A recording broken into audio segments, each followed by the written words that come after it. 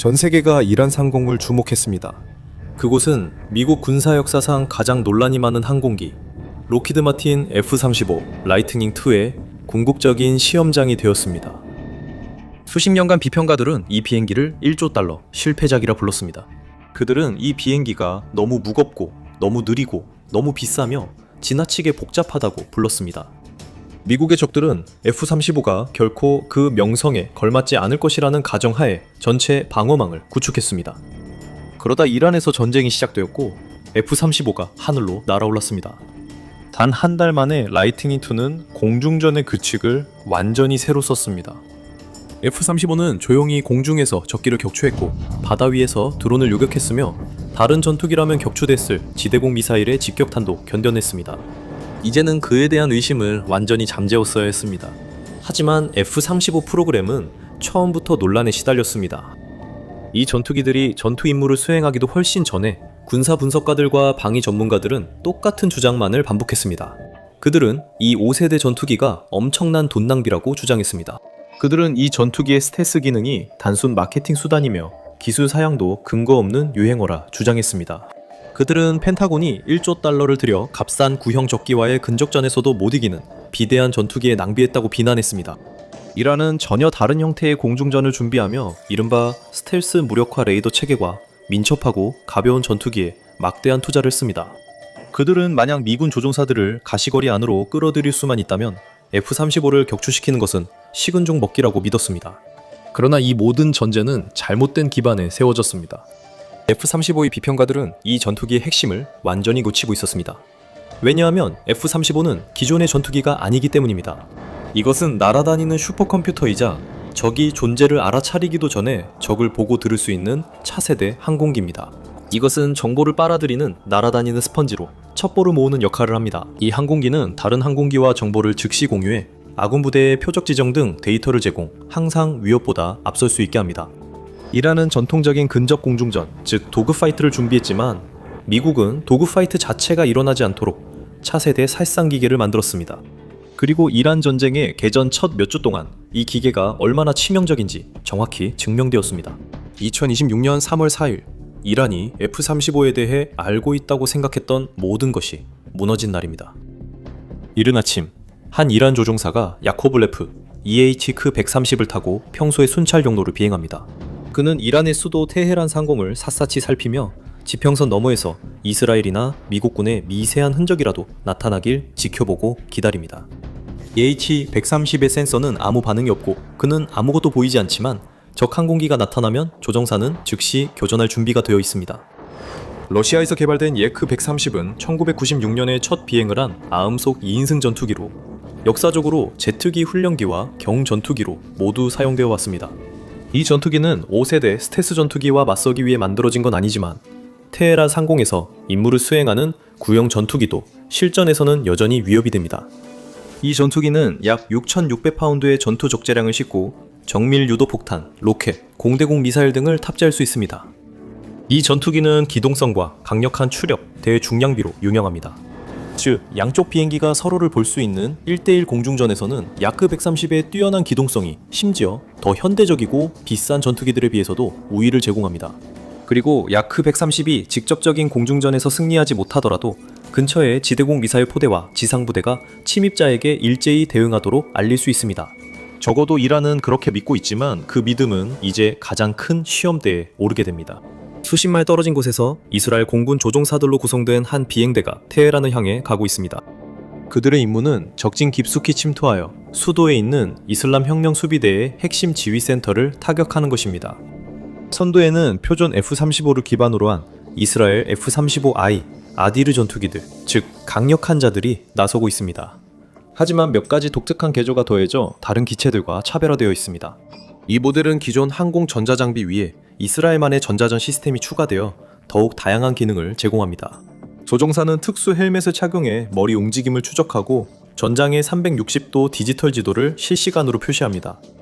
이스라엘 조종사들은 세계 최고 스텔스 전투기를 믿고 목표에 더 가까이 접근합니다. 야크-130 조종사는 그들이 거기에 있는지도 모르는 사이 이 두 전투기 사이의 기술 격차는 엄청났습니다. 야크-130은 능동 레이더를 사용하며 레이더를 켜면 적에게 위치가 드러납니다. 두 번째 이란 조종사는 레이더를 작동해 전파를 쏘았습니다. 그는 자신의 정확한 위치를 지켜보는 모두에게 그대로 알린 셈이었습니다. 아디르 전투기는 야크 130 탄색의 능동 레이더를 쓰지 않았습니다. 레이더 흡수 코팅과 내부 무장창 덕분에 이란 레이더에 보이지 않았습니다. 그들의 진짜 무기는 수동 탐지로 자신들의 신호 없이 적 레이더 신호를 추적할 수 있었습니다. F-35는 조용히 듣고 있었고 야크 130은 자신의 위치를 허공에 외치고 있었습니다. 테헤란을 향해 은밀하게 비행하던 이스라엘 전투기들은 이란의 야크 130을 발견하고 로곤을 겁니다. 아디르 조종사 한 명이 가시거리 밖 공대공 미사일을 발사합니다. 미사일은 내부 무장창에서 분리돼 마하 4로 날아갑니다. 야크 130의 기초적인 센서는 미사일의 능동 탐색기가 작동하는 마지막 몇 초까지 아무런 반응도 보이지 않습니다. 그때쯤이면 이미 너무 늦었습니다. 충돌, 폭발, 파괴. 러시아제 비행기는 불덩이 속에서 증발해버립니다. 야크 130은 더 이상 존재하지 않습니다.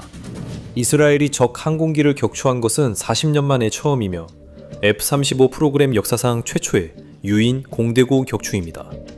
이것은 전통적인 공중전이 아니었고 공중기동이나 조종사의 반응 속도에 의존하지 않았습니다. 이것은 스텔스와 구식 장비의 대결이었고 미래와 과거의 싸움이었으며 그 결과는 보이지 않는 처형이었습니다. 이 순간부터 F-35는 훨씬 더 진지하게 받아들여져야 했습니다. 하지만 기술적으로 아무리 큰 우위를 점하고 있더라도 전쟁은 결코 완벽한 게임이 아닙니다. F-35는 회의론자들의 의심을 잠재웠습니다. F-35가 남은 전쟁 기간 동안 하늘을 지배할 것으로 보였습니다. 이란 영공의 무적의 왕이었죠. 그러나 모든 것이 다시 바뀌는 날이 왔습니다. 먼저 여기가 저희의 새로운 채널입니다. 앞으로 이런 다양한 군사교전을 분석할 예정이니 구독 버튼을 눌러 다음 분석을 놓치지 마세요. 이제 다시 전장으로 돌아가 보겠습니다. 3월 19일 미 공군 F-35A 전투기가 이라크 중부 상공에서 전투 임무를 수행하고 있습니다. 아디르처럼 이 전투기도 첨단 항공전자와 스텔스 기술로 탐지를 피합니다. 이란은 점점 더 절박해졌습니다. F-35의 위력을 직접 경험하며 모든 수단을 동원해야 함을 깨달았습니다. 완전한 공중 섬멸을 피하기 위해 그들은 더 정교한 방공포대를 배치해 F-35A를 탐지하고 추적하려고 합니다. 이란은 레이더 대신 수동 적외선 감지 방공 시스템을 썼을 가능성이 높습니다. 마침내 F-35A를 포착했을 때 지상 방공부대는 미사일을 발사하며 그중 하나가 운 좋게 목표를 맞추길 바랐습니다. 운동에너지의 눈부신 섬광이 밤하늘을 가르며 번쩍였고 한 발의 미사일이 항공기 후방에 명중했습니다. 대부분의 항공기가 미사일에 맞으면 조종관이 먹통이 되고 엔진이 멈추는 등 피할 수 없는 운명을 맞이하게 됩니다. 조종사는 어쩔 수 없이 탈출하며 자신의 비행기가 불길에 휩싸여 추락하는 걸 지켜봐야 합니다. 여기선 그런 일이 없었고 1조 달러가 투입된 F-35 프로젝트의 진가가 드러납니다. 이 전투기는 기존과 다르게 만들어졌습니다. 이 전투기의 기체는 탄소, 탄소섬유 복합재, 그리고 티타늄으로 이루어진 복잡한 골격 구조로 되어 있습니다. 이는 덜 발전된 전투기라면 산산조각 났을 치명적인 충격도 흡수할 수 있도록 설계된 것입니다. F-35가 파편을 맞는 순간 디지털 비행제어 컴퓨터가 작동했습니다. 이 컴퓨터들은 즉시 물리적 손상을 보상하고 손상된 부품을 우회하며 손상된 전투기가 계속 비행할 수 있도록 필요한 디지털 미세 조정을 합니다. 전투기가 연료를 잃으면서 조종석에는 경고 사이렌이 울립니다. 스텔스의 이점이 사라졌습니다. 조종사는 좌석에 남아 손상된 전투기를 조종해 기지로 긴급 착륙시킬 수 있습니다. 이란은 즉시 미국의 스텔스 전투기를 격추시켰다고 주장했지만 이 경우는 전투기가 불길에 휩싸이거나 공중에서 폭발한 것이 아니었습니다. F-35는 손상되었지만 격추된 것은 아니었고 기체는 온전하게 남아있었으며 조종이 가능했고 안전하게 착륙했습니다. 그래서 그 전투기는 수리되고 연료를 다시 채우고 앞으로의 공격을 위해 재투입될 수 있었습니다. 이란이 대대적인 선전 승리를 자축하는 동안 미군은 F-35가 테헤란이 동원할 수 있는 최악의 상황에서도 살아남아 기지로 복귀할 수 있음을 입증했습니다. 하지만 3월 19일 사건 후 미국은 한 걸음 물러서 더 큰 그림을 봐야 했습니다. 지휘관들은 이번 분쟁 내내 이 전투기들의 탁월한 효율성을 목격했지만 이제는 이란이 최소한 F-35에 발포하고 손상을 입힐 수 있다는 사실을 받아들여야 했습니다. 그리고 각 전투기의 가치가 8천만 달러가 넘는 만큼 미 공군은 이러한 자산이 더 이상 불필요하게 손상되거나 파괴되는 것을 원하지 않았습니다. 이란이 판을 바꿨고 이제 미국이 대응할 차례였습니다. 4월 초에 F-35는 가장 치명적인 형태로 전환됐습니다. F-35는 공중전, 미사일 발사, 폭탄 투하 외에도 다양한 임무를 위해 설계됐습니다. 이것은 기존이나 이전 세대 항공기의 능력을 훨씬 뛰어넘는 엄청난 양의 데이터를 수집할 수 있는 전방 센서 노드입니다. 미국 지휘관들은 F-35가 직접 피해를 주지 않아도 미국의 다음 수를 열어줄 열쇠임을 알고 있었습니다. 적진 뒤에서 아군 부대의 실시간 데이터를 은밀하게 제공하는 귀중한 정보 거점입니다. 이제 F-35는 더 큰 킬체인에서 중요한 연결고리가 되어 다른 항공기와 미사일 발사팀이 목표물을 하나씩 무자비하게 제거하는데 필요한 정보를 제공합니다. 이란과의 전쟁에서는 제거 대상이 많았습니다. 이 나라의 정권은 수십 년 동안 이 갈등을 준비해왔습니다. 그들은 대공 방어 시스템에 막대한 투자를 했고 광대한 영토 곳곳에 고정식과 이동식 지대공 미사일 포대를 설치했습니다. 레이더는 24시간 내내 가동되며 주변 수킬로미터의 땅과 하늘을 끊임없이 탐지해 위험의 첫 징후가 나타나면 즉시 대응할 준비가 되어 있었습니다. 그때 라이트닝2가 등장합니다. 최고 속도 마하 1.6, 즉 시속 약 1200마일로 이동합니다. 적의 영공 깊숙이 날아들어가 적의 방공 시스템의 정확한 위치를 찾아냅니다. 그리고 그 정보를 나머지 부대에 전달합니다. 이 전투기는 발사대 파괴용이 아닙니다. 조종사가 무장창을 열고 폭탄을 투하하면 스텔스 성능이 잠시 저하돼 이란 레이더의 신호가 포착되고 미사일 발사가 가능합니다. 영리한 사냥꾼은 남이 대신 방아쇠를 당기게 할 수 있다면 자신을 드러내지 않습니다. F-35는 그 지역에 오래 있을 필요가 없습니다. 자체 레이더와 항공 전자장비가 워낙 첨단이라 이란 방공망의 지도를 아주 선명하게 그릴 수 있습니다.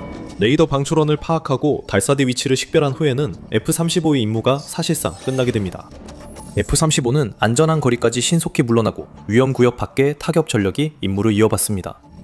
그것은 토마호크 미사일 발사대, 원거리 공중 발사무기, 전자전, 기만기 또는 이 모든 것의 조합을 뜻할 수도 있겠죠.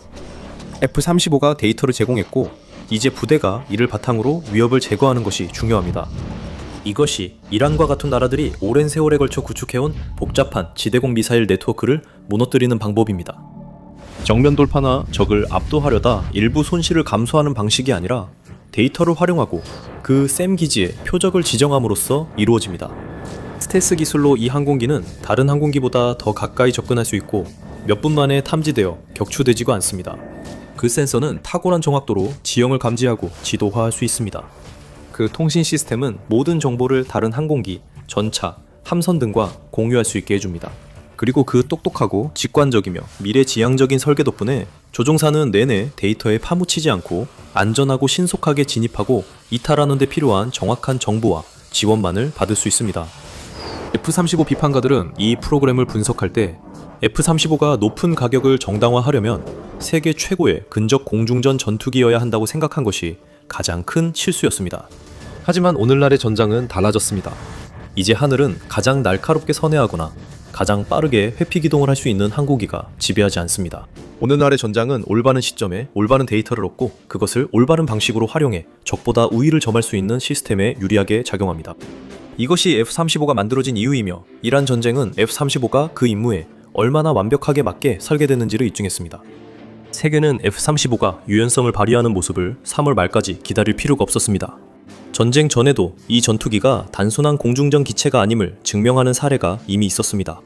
2월 3일 니미츠급 항공모함인 USS 에이브러임 링컨이 아라비아해를 가로지르며 항해하고 있습니다. 주변 바다는 조용하지만 항공모함 내부는 분주합니다. 에이브러임 링컨의 레이더 화면에 무언가가 포착되었습니다. 이란의 샤헤드 139 드론이었고 항공모함 전단을 향해 곧장 접근하고 있었습니다. 미국의 MQ-1 프레데터와 비슷한 스타일로 이 드론은 값싼 일회용 가미카제 장난감이 아닙니다. 이 드론은 중고도, 장거리 정찰 및 타격 플랫폼으로 오랜 시간 채공하며 사디드 345나카임 활공폭탄과 같은 정밀 유도 탄약을 투하해 고가치 표적을 파괴한 뒤 기지로 복귀하도록 설계되었습니다. 보고된 사거리 1200마일 이상과 최대 24시간의 비행 지속 시간을 가진 샤헤드 139는 심각한 위협입니다. 이 드론은 수천 명과 수십억 달러 군사 자산이 실린 미 항공모함을 향해 곧장 날아가고 있습니다. 과거엔 해군이 위협을 탐지하려면 구축함의 이지스 전투체계에 의존했습니다. 충돌 직전 마지막 순간에 위협을 제거할 수 있기를 간절히 바라거나 구형 FA-18 호넷 전투기를 급히 출격시켜 긴장 속 근거리 요격을 시도해야 했습니다. 하지만 이제는 또 다른 선택지가 있습니다. USS 에이브러햄 링컨함이 해병대 F-35C를 발진시킵니다. 이것은 F-35의 항공모함 탑재용으로 더 큰 날개와 무거운 착륙 장치를 갖췄습니다. 기체에 탑재된 분산형 개구 시스템 DAS과 강력한 레이더 기술 덕분에 F-35는 항공모함이 제공하는 추적 데이터에 의존할 필요가 없습니다. F-35는 기존 항공모함 탑재기보다 뛰어난 상황 인식으로 공중 위협을 탐지, 추적, 교전할 수 있습니다. 샤헤드 130구는 최고 속도가 약 시속 137마일에 달하기 때문에 몇 분 만에 항공모함과 접촉할 수 있습니다. 드론이 공중에 떠 있는 매 순간이 아까울 정도로 시간이 없습니다. 한 걸음 더 타격 전단에 가까워지고 한 걸음 더 실제 작전 위협이 되며 한 걸음 더 훨씬 더 위험한 대응을 유발할 수 있습니다. 하지만 그런 기회는 오지 않습니다. F-35가 발사 위치에 도달하고 조종사가 결심하며 순식간에 요격이 끝납니다. 레이더 화면의 점이 사라지고 위협은 드론이 슈퍼캐리어의 흔적을 보기 전에 이미 제거됩니다. 이것이 바로 F-35의 힘이며 이것이 바로 10년 전 F-35에 대한 비판이 완전히 설득력을 잃는 이유입니다. 비평가들은 구식 기준으로 이 항공기를 평가했습니다. 그들은 더는 적용되지 않는 근접 공중전 규칙을 판단의 기준으로 삼았습니다. 육지에서는 적의 영공으로 침투해 방공망을 하나씩 무너뜨릴 수 있습니다. 공중에서 유인 항공기를 상대로 첫 승리를 거뒀고 앞으로도 승리가 계속될 것입니다. 그리고 이 모든 것을 해내면서도 오늘날 존재하는 가장 첨단 항공기 중 하나일 뿐만 아니라 가장 생존성이 높은 항공기 중 하나이기도 합니다. 이 항공기는 지상 기반 미사일의 직접 타격 후에도 기체를 온전히 유지할 수 있음을 입증했습니다. 기지로 돌아가는 비행과 안전한 비상 착륙 절차를 위해 F-35는 단순히 또 하나의 기동 전투기로 만들어진 것이 아니라 전장 전체로 연결하기 위해 설계되었습니다. F-35는 전쟁 중에도 모든 것을 파악하며 미국 타격 부대의 은밀한 감시 역할을 합니다. 이란은 이에 대비해 오랫동안 준비했습니다. 이란은 자신들이 이해하고 있다고 생각했지만 이제는 누가 먼저 보고 누가 먼저 이해하고 누가 먼저 반응하며 누가 먼저 제거하는지가 중요해졌습니다. 이것이 F-35가 맞춰 설계된 환경이며 결과도 분명합니다. 미국과 이스라엘의 공중 지배력이 이 전쟁에서 가장 중요한 순간을 만든 또 다른 예를 들어보겠습니다.